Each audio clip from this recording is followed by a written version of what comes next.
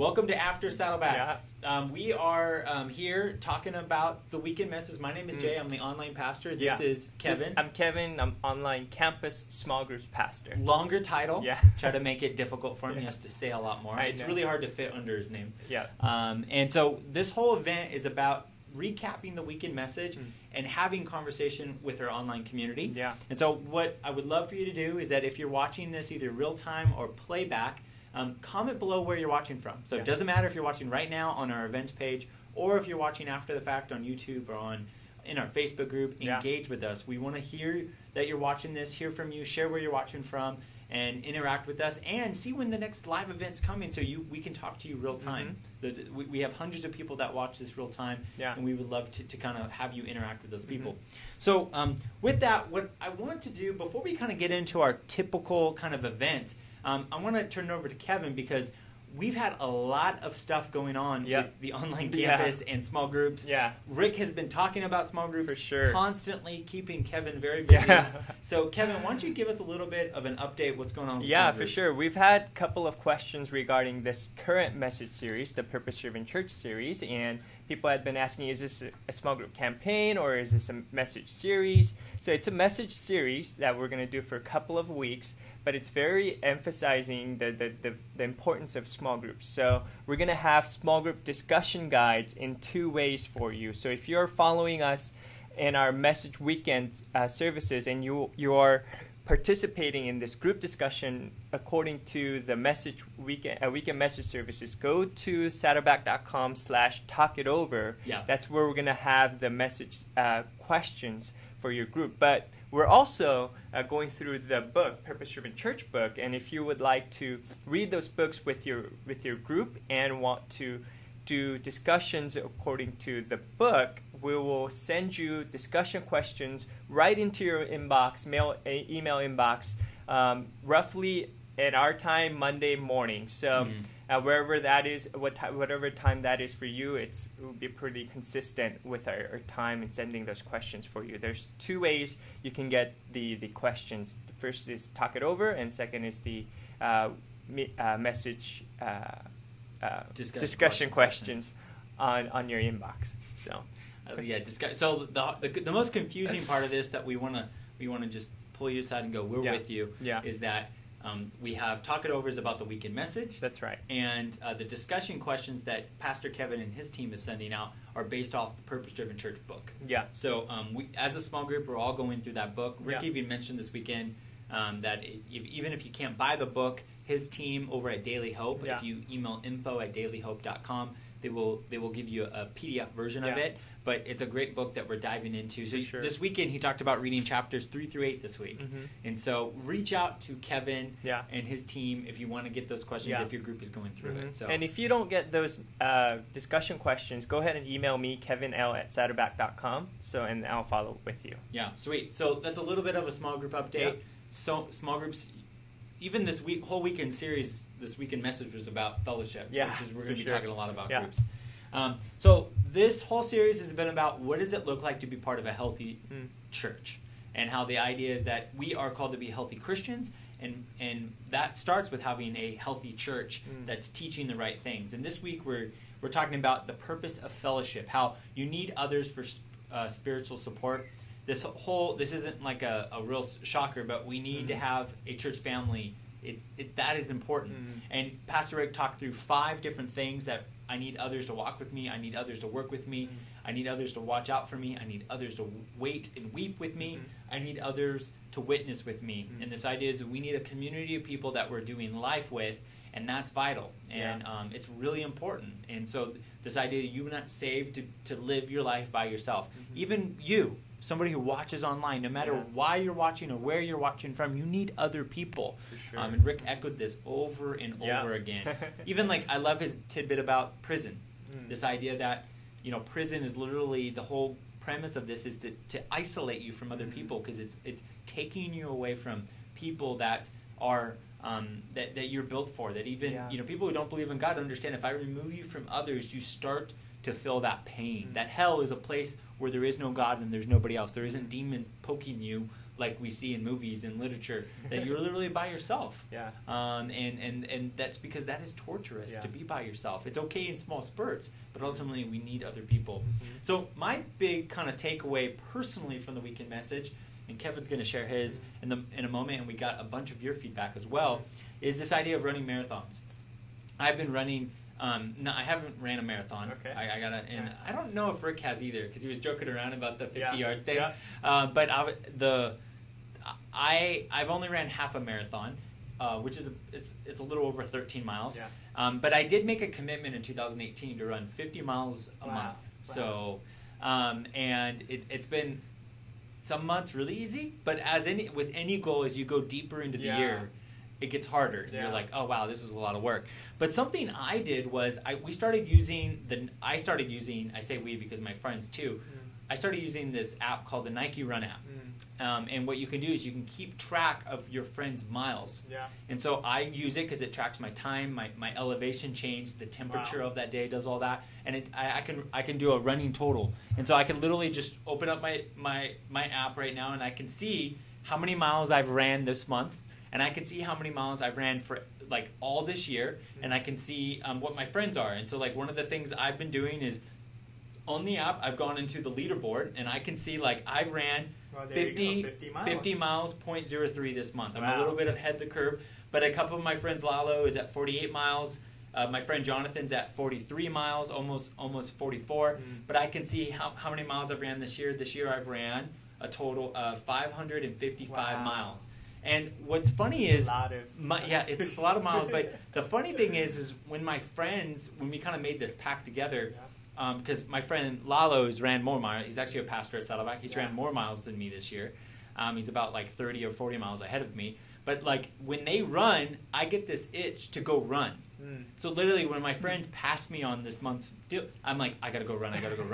And it's this idea that competitive nature drives me to want to be better. And the same idea in our faith, by having people around you that are following Jesus, that ultimately we become more like Jesus if our friends are on the same goal. I've done the same thing with like book reading. A couple of my friends, we always do book reading challenges every year, and I read more because of that. Now the key is I have friends, I've surrounded myself with friends at this age that I want to be like. But if I had friends that were doing things opposite of what Jesus wants, then I would be drawn towards those opposite things. It's the idea of social proof, that you tend to become more who you are surrounding yourself with. This is why community is so important. So if you're having a hard time with whatever you're struggling with, my number one question is going to be like, who are you hanging out with? And a lot of times that's our email correspondence on the weekend or in a small, like, I'm struggling with this. I'm going to ask, like, who's helping you get through that? You need to be in a small group. You need to start a small group. We need to help you find a church or join one of our local campuses. So that was my big takeaway, the importance of surrounding you with the right people. And I've seen that with running. I love that Rick talked about marathons. Connie said her big takeaway is that we all have a purpose, but we can't fulfill our purpose without the support of a church family. We need each other. No matter where you're watching or how you're watching, I want you to hear that you can't watch by yourself. It's okay for a season, but you ultimately need to get into community, either into our online community or start a small group where you're at, or let us find something. You know, one of the things we've been challenging our groups over the last couple weeks with the series is like start thinking about watching the service on the weekend as a small group, or with your family or with your friends. Make it an event. And we're going to have more about that in the coming months. So Kevin, what was your big takeaway? My takeaway from this message, this past week message, is that just the fact that you need a spiritual family to live a purpose-driven life. And you might have heard of that book, Purpose-Driven Life, but our goal at Saddleback Church is to help you live a purpose-driven life. And it's the whole idea that God has given us 5 purposes to pursue and to balance in our lives, in our individual lives and in our churches. So, and that's why we're going through this current series, and that's why Pastor Rick is teaching us about this. And we can only, and Pastor Rick said this too, that we can only live a purpose-driven life when we do life with other people. And that's you can only live purpose-driven life when you do life with other people. I wish sometimes we could just do it by ourselves. You know? No, I'm just kidding. That's true. But we can only achieve. That's the way God has designed it for us to live this life. So That's why Pastor Rick talks about importance of small groups all the time. That's why we talk about it all the time. And we sometimes get complaints that, why do you always talk about small groups and small groups and small groups? It's because we believe that's the way that God has designed us to live. So small group is a big part of you pursuing the purposes that God has given you in your life. So, and I want to give you an opportunity to start a small group with a couple of your friends. And I know when you are given this opportunity, when you're in the receiving end of this offer, I know there's a couple of things that frightens you. And some of the questions that I get asked a lot is, first, that it's the idea that you have to be at a certain place in your life, a certain phase in your life, that you have everything together in order to start a group. But I want to tell you that that's a myth, and I get emails from our small group hosts, current small group hosts, all the time, that they're going through some of the toughest times in their life. Mm-hmm.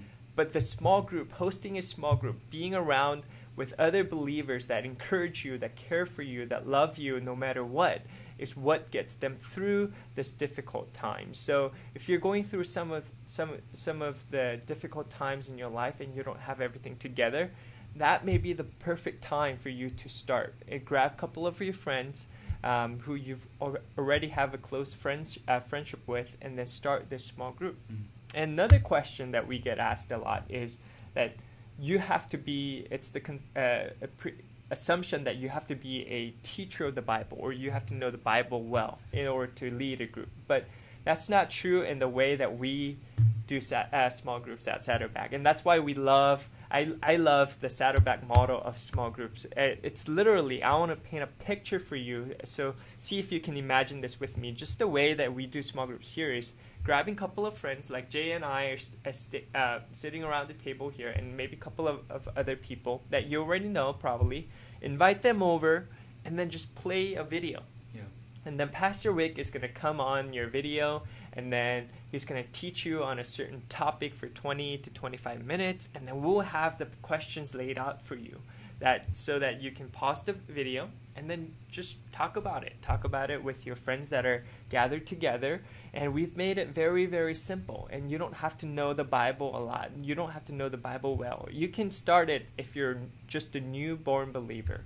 Mm. And just email me at kevinl@saddleback.com, kevinl@saddleback.com, and I'll help you. I'll give you resources, trainings, so that and this process of starting a small group will go seamless. So I have to be in a small group, is what I'm hearing. Yes. Yes. And Rick's in a small group. You're going to hear this over and over again.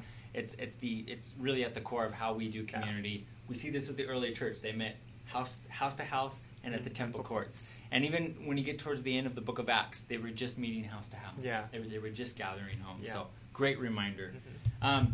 Michelle said her takeaway was, I need to work on paying attention to childlike awe I had. I fall short, and the sermons reminds me that there's so much in nature that we have to be in awe with. I love this. I love this reminder. And I was just reading a couple of days ago in Matthew about this, actually, in my own quiet time, and being reminded of that childlike faith, and how kids tend to just appreciate things at a whole nother level. They tend to be in the moment and just are amazed. I see this daily with my 3 kids. Yeah. I was talking with a friend recently who was from out of state, and we were getting coffee, and he said he actually took his 2 boys to Disney World for the first time. And they didn't really know what was going on, but they got to Disney World, and they were actually staying in a Disneyland hotel, and they were staying in this car-themed room, and they were having a blast. And they were tucking in his youngest into bed, into this car-themed, just crazy decked out room, and he was just so happy. And his dad told him, hey, you're gonna need to close your eyes, because you're gonna need a lot of energy for the rides tomorrow. And the kid goes, well, like, there's rides here too? He was so amazed by the room, he wasn't even caught up with all the whole Disney, actually, the ride part of it. And I think stuff like that is a great reminder for us of just how we should be treating God, that we're so wrapped up in what we have now, that we're not realizing what God has done, what He is doing, and what He will do. And I think it was such a great reminder. Moni said, I apologize if I'm saying that wrong, said, a church must have a good foundation to be successful. Reading that book, Purpose Driven Church, has me helping me to understand the mission and the purpose of Saddleback. That's awesome. I as you dig into this book, as we continue, we're reading chapters 3 through 8 this week. Yeah. And there's small chapters, as Rick mentioned, so if you feel behind, don't worry about it. But it's so true, like, you're just going to see, this is why Saddleback does this. This is why we don't do this. Mm-hmm. This is why this church does this. And you're going to start to see different trends and kind of, I love, Rick talks about this in the book. You can know what a church is really about by, like, what's in the title. Yeah. If a church has fellowship, it's going to be really strong in here. If it has, like, Bible, it's going to be really big on the Bible. Totally. And so, it's not a bad thing. You just got to figure out how to balance yourself out, because it isn't just about knowing the Bible. It isn't just about doing things. It's about this balanced approach. Yeah. Okay, so this is my favorite section. Yeah. We're talking about memes. So, couple things. This is one meme that I just love. So, if you guys don't know Where's Waldo, you'd find it on a map. You have to find Where's Waldo, and the idea is that he's always hiding by himself somewhere in plain sight. Yeah. But it's really hard. He kind of gets lost. Yeah. So this idea is, friends be like, I'm here when you need me, meaning his friends are not there when they need me. So I love that. Bad friends are not good friends. Okay. I love that meme. That's funny. Brings me back to my childhood. This is another one. The moment you realize you need new friends, sometimes you realize that at the worst possible moment. Totally. We've all been there where a friend that we thought was really reliable just didn't show up. Yeah. This one had me laughing. This is for you, Richard. If Richard, you're watching this, you're asleep right now, I know. But if you're watching the playback of this, you a bad friend. Rick talks about this. When Kay and him like lost their son, talking about their small group being their support system. And sometimes I love that bit about this weekend. You talked about the moment you need to pray, like it's a signal to pray when someone just starts crying in your group, like and that's why Kevin will talk about this. He talks about this in the small group training that all small groups go through. But the goal of a small group is not to get through the material. Yeah, totally. The goal of your small group isn't for you to become a Bible expert. The goal is for you to be a little Christ, a Christian, somebody who is living out those principles. And part of that is it's not just like you got to know these books of the Bible. You got to say them backwards and forward. It's how to hear from people and feel them. And sometimes the best thing you do is just pause. Yeah. And, hey, let's pray for you. Yeah. And let's hear you. That's good. Yeah. Sure. And don't be a bad friend. Okay. This is funny. We got this London feeling, UK feeling section here. The look you give to your friend when the teacher says find a partner. Have you been in class and that's happened? Yeah. It's like, totally. You're like, I've done it a couple times where I looked around, I'm like, I do not know anybody. Yeah. It's just going to be awkward.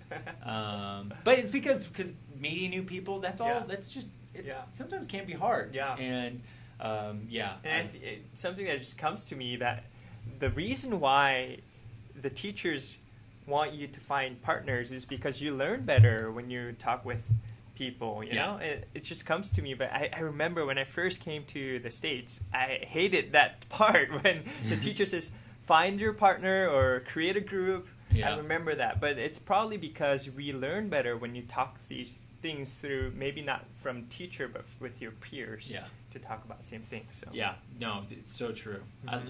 Do you know who Mr. Bean is? Do you know who? I do. Do you? Yeah. Okay, good. I do. Just curious. This is a great one. When you see a friend who hasn't been in a good place, out doing good things and being successful and happy, there's little smiles, just happy. I love you. Yeah, you see this. There's somebody who's kind of gotten through. Yeah. That's a cool part about relationships, especially as you live life longer. You see people that they were struggling and now they've gotten through it. Because it's when you're going through it, it feels like it's the worst thing ever. Yeah. And so when you see somebody go through it, I love that. Margaret said the benefits of walking together. Her takeaway was safer, supportive, smarter. Plus, you all learn from each other. That's right. Richard. We need a small group and others through church to grow and fulfill God's purposes for our lives. We need other people. Mm-hmm. And Steffi said, I can't grow without others. I need them to walk, work, watch out, wait, weep, and to witness to me. I love that. Yeah. Okay, so a couple other online campus news. Mm-hmm. We talked about small groups. That's a big thing that Rick is talking about and our church is going through. A couple other things. There's the link again. Daily devotions at saddleback.com/pdcdevo. Also, as Kevin said, we're sending out some questions every week off the Purpose Driven book. So if you're not getting those, please reach out to Kevin and his team. Also, continue to watch weekly. And then if you can't buy a physical book, we did give away 10 books this past week. Yeah. But if you can't buy a physical book, let me reach out to info@dailyhope.com, and their team will see they'll get something to you.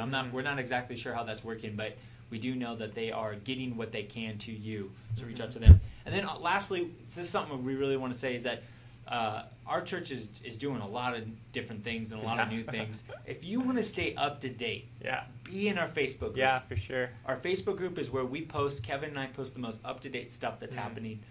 So get into our Facebook group. And to do all that, you can go to saddlebackonline.com. There's a link to our Facebook group to join. But if you want to know what's happening in our world, get into that group. And then that will, that way, no matter what happens, like if something happens on the weekend service, Kevin and I immediately post in the group. This is how you do it.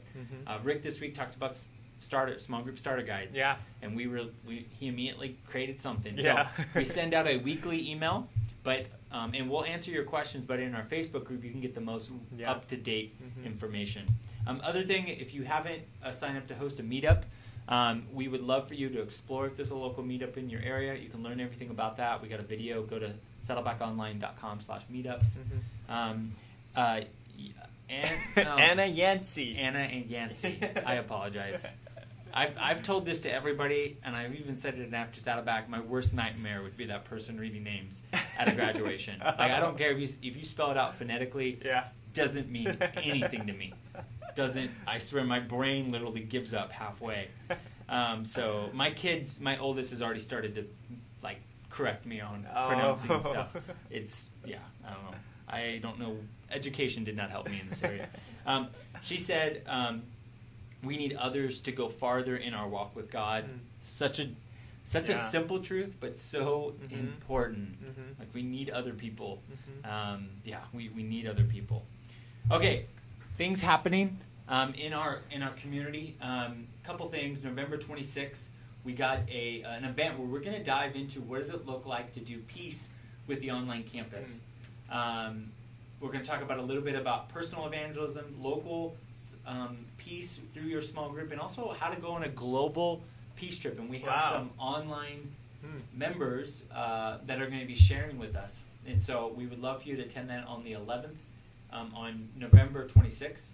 And then we have another After Saddleback on January 14th. Wow. And New year. I know. Can you believe it? 2019. I know. I'm gonna be so glad to stop running 50 miles a month. I'm gonna make turn my it up commitments a notch, right? 60 miles. Yeah. Oh no! Don't say that to me. And there's some other there's some New Year's commitments I did not follow through on. We just gotta get your friend to challenge you to running 60 miles per hour. We gotta do that this New Year with the online campus. That we'll all share our commitment. Yeah, that'd be cool. We'll keep each other encouraged. But I think we figured out what the glitch was. I was trying to stream 1080, and it looks like my computer doesn't like me when I do that. Okay. So 720. So a little less quality, not that much of a difference, but.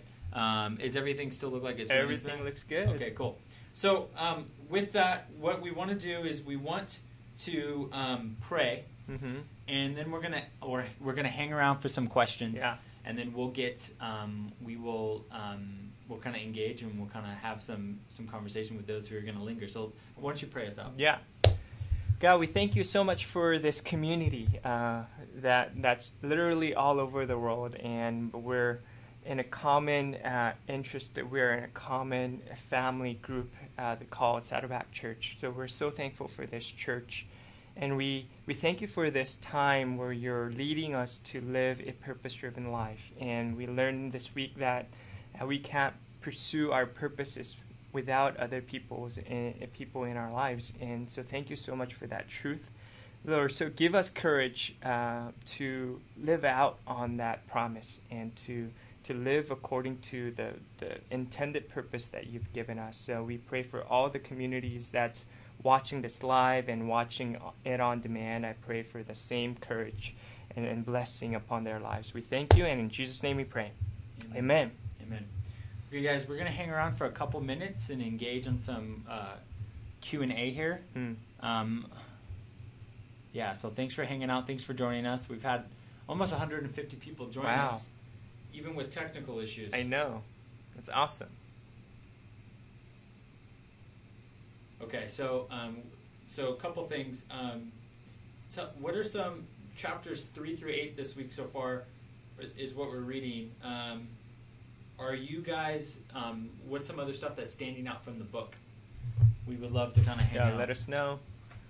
I had people join in while it was breaking. People were texting me that. Oh, really? Here's the beauty of online is everybody will tell you when something's broken. Something's wrong.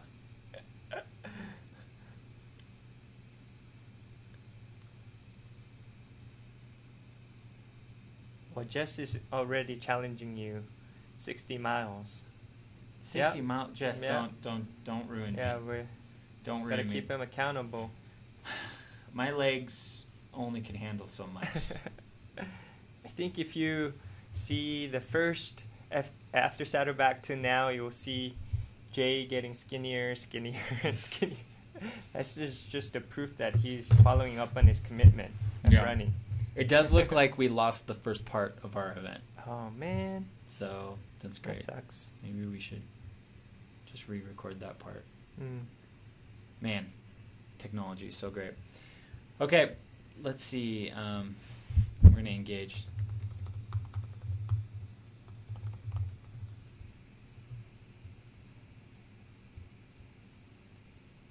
People.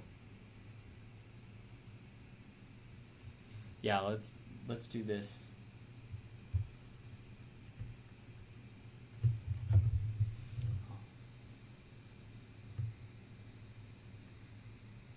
Let's just discuss the new Doctor Who.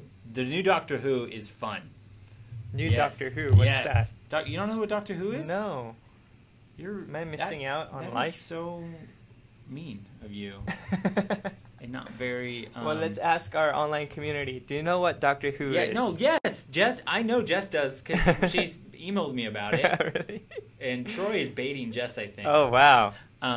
No, so Doctor Who, I apologize, is a show about a doctor, obviously.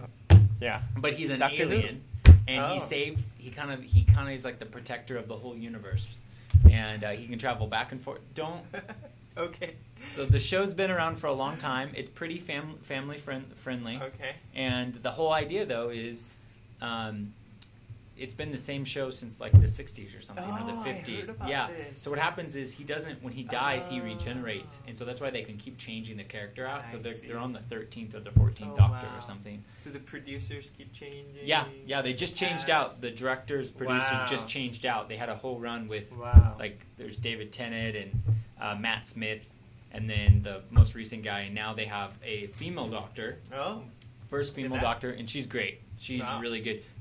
I literally today, so Monday is normally my day off, and I was watching the most recent episode. They did a thing about Rosa Parks. Oh. So literally go back in time and some person's trying to mess up the timeline and you meet Rosa Parks. It's such a great show. Yeah. Anyways, Doctor Who on BBC America. And it's on... not affiliated with us. Yeah, not affiliated. I'm so sorry. This is a total side conversation. I totally... this is great. This is why we have Q&A. Yeah. I wish the delay wasn't so big, though. Yeah. So, yeah, the new Doctor is really good. Yeah. Everybody's raving on it. So you got to start with... So it's hard. Everybody has their Doctor. So it's what's hard is like if you go far enough back, it gets real cheeky, like British style. So I love David Tennant. Okay. But Matt Smith started like HD. So if you watch HD Matt Smith, everything's a lot better. He's a young Doctor. He's fun. But I like David Tennant. Doctor Who. Jane, I saw that. Yeah, anyways, it's a fun show. But it's cool because he goes back in time. He goes to all these places, and he'll go to like World War I, World War II. Wow. He'll meet. That's a cool storyline for sure. Yeah, it's really fun. It's and you don't really need to know everything to stay engaged with it. It's not Doctor Who. It's like, Sundays at 5. I love this.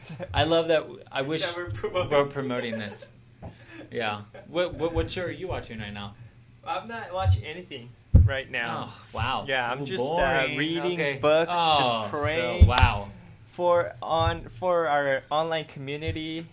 That's what I do for fun. Yeah. That's great. That's cool, man. I'm glad you can do that. Sometimes I watch basketball and then I watch Doctor Who all the time, apparently. Stop it, Kevin. Matt Smith was awesome. I like. Yeah. I'm not as holy as you, Kevin. Now next after Saturn back, I'll be talking all about Doctor Who. So there's the weird thing is we're entering into season where like there was no television shows and now stuff is turning back on right now. Yeah. But I don't know. I'm a big. Do you watch any sports like outside basketball? You watch basketball. Yeah. But how did you get into basketball? Kobe. Kobe? Yeah. Kobe. I still remember, I think it was Lakers versus Sixers. When? I don't know. When Allen Iverson was there. Oh, there was yeah. rivalry between Kobe and Iverson. That was the first championship of him and Shaq. Was it? Yeah. Okay, cool, yeah. So second. That got me into it. And then there was that whole, with Sacramento Kings. Yeah. And so it was so fun. So I just hooked onto that. No, that makes sense. Yeah. Now LeBron's here. LeBron's in LA. And they're 0-3, right? 0-2. 0-2. 0-2. Don't need to get. They play tonight. Relax. Play tonight, okay. Relax. You don't need to project. So, any other questions for us, guys? As we're talking about Doctor Who and Kobe. Kobe. We're gonna get in trouble. Oh, see, Amy says I need to be more like Kevin. It's Walking Dead for me. I could never. Okay, Amy. What? No TV, Connie. Here's the deal. Walking Dead, and I probably have already said this to you.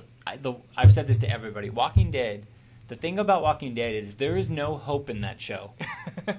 It's just sad. I want to know, like, if they tease me with there's a cure for everything, not like you just go from one town of death to the next. Wait, is there a hope in Doctor Who? Yes, there is. There is? Okay. There is a hope. Every great television has hope. Okay. But Walking Dead has, like, you watch the first 2 seasons. I think there's no hope for Lakers right now. Oh, okay. But I'm saying I'll be in if they just kill off characters. So I stopped watching it because I don't want to be this sad. It's just I don't understand it. So if there's hope in a show, I'm in. Yeah. It is a story, but still, I want to know, like, what's the resolution? Or is it ultimately they just survive? Oh, man. I know. Mr. Pastor, I know. Jess says, never seen The Walking Dead. Yeah, Same don't here. watch. I saw the first episode. No.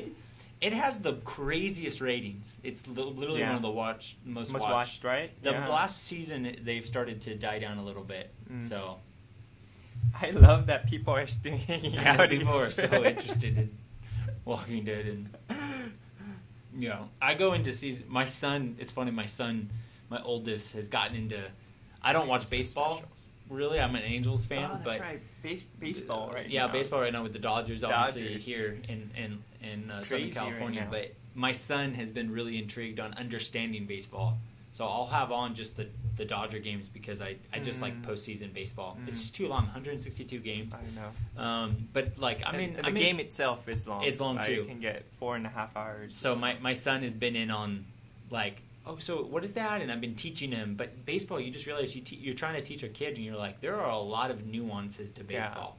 Yeah. He's getting it. Yeah. But it's like, wait, why is it in the 9th and they're tied and they're in like they keep going and it's just hard. Yeah. Yeah, so mainly I watch basketball, but DJ, you did miss the funny memes. I apologize. Here, DJ. Here, I got them for you. DJ, Here, right there. Friends be like, I'm here when you need me. The moment you realize you need new friends, you bad friend. The look you give your friend when the teacher says find a partner. When a friend hasn't been in a good place, good things being successful. Yep, there it is. Okay, guys, we are going to wrap up here. We're going to go off, but thank you so much for all the engagement. I love it. Thank you for being patient with us. We did have a technical issue. I think we learned that we got to stream at 720, not 1080 for all of our tech guys. So, love you guys. Thank you. Thanks for watching.